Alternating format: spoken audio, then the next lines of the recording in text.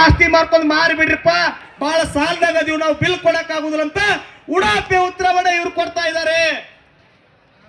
ಯಾಕೆ ಅಂತಂದ್ರೆ ಇದು ಮೂಲ ಕಾರಣ ಆಗಿದೆ ಬಂಧುಗಳೇ.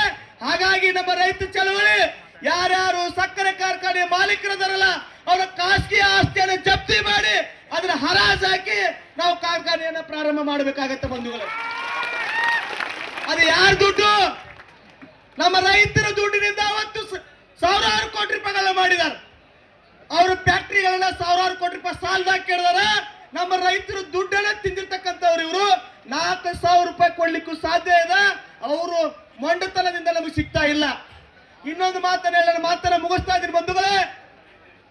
ಏನು ಅಂತಂದ್ರೆ ಸನ್ಮಾನ್ಯ ಸಕ್ರಿ ಸಚಿವರು ಶಿವಾನಂದ ಪಾಟೀಲ್ರು ಸಕ್ರಿ ಮಂತ್ರಿ ಆದಾಗ ಬಹಳ ಸಂತೋಷ ಪಟ್ಟವರು ಉತ್ತರ ಕರ್ನಾಟಕದ ಭಾಗದ ರೈತರು.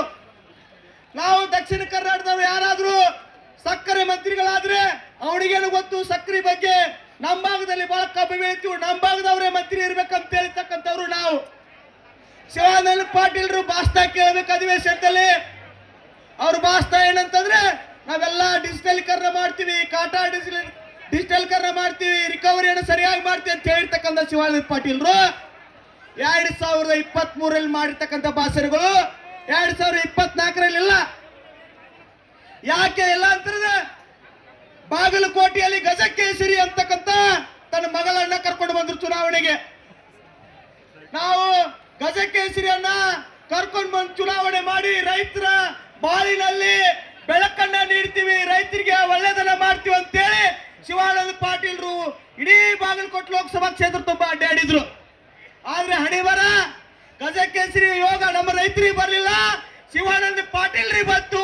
ಎಲ್ಲಾ ಸಕ್ಕರೆ ಕಾರ್ಖಾನೆಯಿಂದ ಹಪ್ತಾ ವಸೂಲಿ ಮಾಡಿ ಲೂಟ್ ಮಾಡಿ ರೊಕ್ಕ ತಿಂದು ಇವತ್ತು ಮೌನಕ್ಕೆ ಸರೆಂಡರ್ ಆಗಿದ್ದಾರೆ.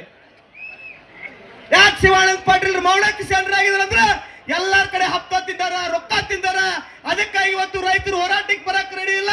ಇವತ್ತು ಯಾವುದೇ ರೀತಿಯಾಗಿರ್ತಕ್ಕಂಥ ಆ ಖಾತೆಯನ್ನ ನಿರ್ವಹಣೆ ಮಾಡ್ಲಿಕ್ಕೆ ಶಿವಾನಂದ ಪಾಟೀಲ್ರಿಗೆ ಆಗ್ತಾ ಇಲ್ಲ. ಬಂಧುಗಳೇ, ಇದನ್ನ ನಾವು ತಿಳ್ಕೋಬೇಕಾಗಿದೆ.